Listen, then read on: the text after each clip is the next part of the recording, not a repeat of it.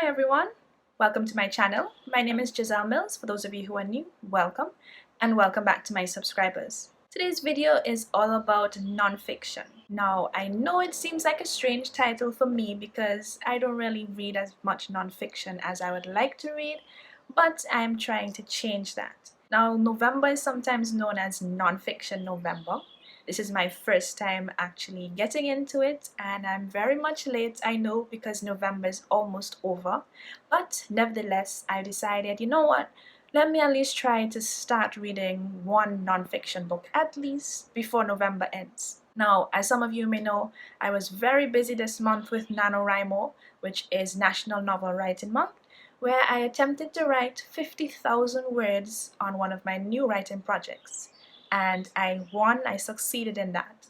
So now that I got that writing aspect out of the way, although I'm not finished with that book, but I took a little writing break from that novel. Now that I've gotten that out of the way, I wanted to try and at least take advantage of Nonfiction November by trying to start to read one nonfiction book. Now, I've always been a fan of fiction. I prefer fiction over nonfiction any day. I guess it's mainly because, growing up, we spend most of our youth in school, and in school you have to read academic textbooks which, are nonfiction. So it kind of put me off of nonfiction when I was finished with school, because for me to relax and enjoy myself, I would dive into a storybook, which we know is fiction. And fiction helps me to escape, helps me to get myself into different worlds, and I could open up my mind and be creative, and it just makes me happy. As opposed to nonfiction, which traditionally I always viewed with the mind of it being a chore, it being like schoolwork, you're being forced to read something which is boring. But I mean, I'm an adult now, I know differently, but still I much prefer fiction. But nevertheless, I'm trying to change that. I'm trying to read more nonfiction, so I could keep my mind open and don't just put my reading habits in one box of fiction. So guys, I have nonfiction books. I just haven't picked them up to read, just to tell you how much I really, not a big fan of nonfiction. I have a shelf on my bookcase which is just for nonfiction. Of course, it's much smaller than my fiction bookshelf, but nevertheless. Now, since November is almost finished, I was just going to show you guys two of the nonfiction books that I would have loved to have read if I had the time this month. But I will be starting one at least this month before the month is over. And they are this book, Big Magic by Elizabeth Gilbert. It's called Big Magic: Creative Living Beyond Fear. Elizabeth Gilbert, she's the author of a novel called Eat, Love, Pray, which was very popular some years ago. There was also a movie adaptation starring Julia Roberts. I read the book and I saw the movie. I liked it. And yeah, I think my mother gave me this book a couple years ago as a Christmas gift.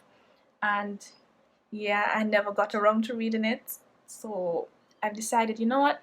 It's time to read this book. It's been several years and I heard good things about it.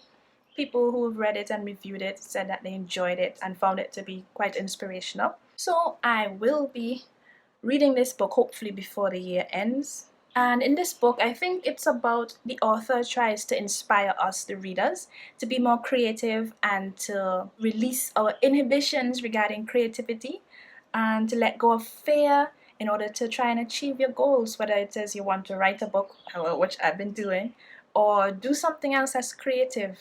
So it's, I believe, inspirational, and it will be good motivation for those who really find themselves being kept back for whatever reason from trying to express themselves creatively. So guys, I would have recommended Big Magic as one of my picks for Nonfiction November if I had the time to read it in November, but we're still in November, and nevertheless, I recommend this one, Big Magic. Heard great things about it, and I will be reading it very soon. The second book I would have recommended, and which I do recommend still, it's a memoir. So yeah, it's still nonfiction. It's a memoir by Trevor Noah, stories of his life growing up in South Africa. It's called Born a Crime: Stories from a South African Childhood. If you don't know who Trevor Noah is, then you're missing out, guys. You're missing out. Not only is he gorgeous, but He's a comedian from South Africa. He's also a television host. He's the host of, I believe it's called The Daily Show on Comedy Central. And he's very, very intelligent, very smart, very funny. You should check him out. He's also on YouTube. Some of his show clips are also here on YouTube. So look him up. If you don't know about Trevor Noah, he will change your life. He is just so well-spoken, articulate, intelligent, handsome, and yes, so he's a South African and he's of mixed race, and this memoir will definitely talk about those issues he faced in South Africa growing up during the time period of apartheid, where literally for him being born a mixed race person was deemed to be a crime. I'm sure some of you would know about the history of South Africa with racism issues. So he grew up during that time period where black people and white people were not allowed to socialize, they could not marry.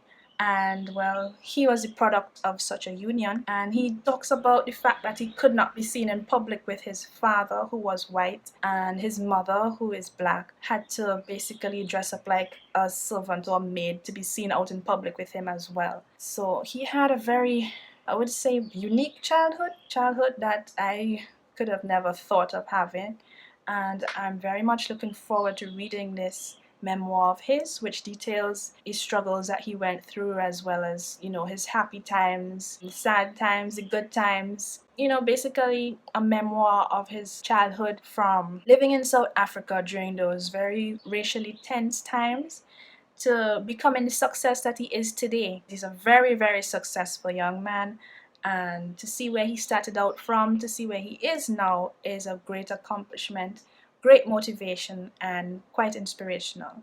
So I would definitely recommend this book, and this is the first book that I will be reading as my nonfiction pick for November. If you've read it, let me know down below so we can discuss it, and let me know what you thought about it as well. So guys, I have more books, of course. I have more nonfiction books, but like I said, since November is almost over, I just want to keep it limited to those 2 books.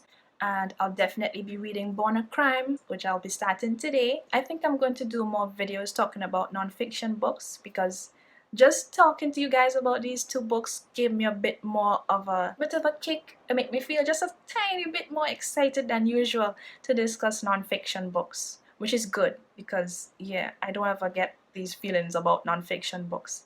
So thank you guys. Thanks for the inspiration. And yes, I think I'll definitely do more videos talking to you guys about my picks for nonfiction books. Have you been reading any nonfiction books this month? If so, also you can let me know down below. Recommend any books that you like, and I'll probably check them out as well. So guys, thank you so much for watching. If you're not subscribed already, please do. I'd love for you to join my reading and writing community here on YouTube. Just click that red button. And also click the notification bell so you'll always know whenever I post a new video. I'm also very active on social media. You can find me on Twitter. I'm there every single day at Giselle_Mills. I also have a website where you can find basic information about me and my books. It is GiselleMillsBooks.com. So guys, thanks again for watching, and I'll see you very soon in my next video. Bye.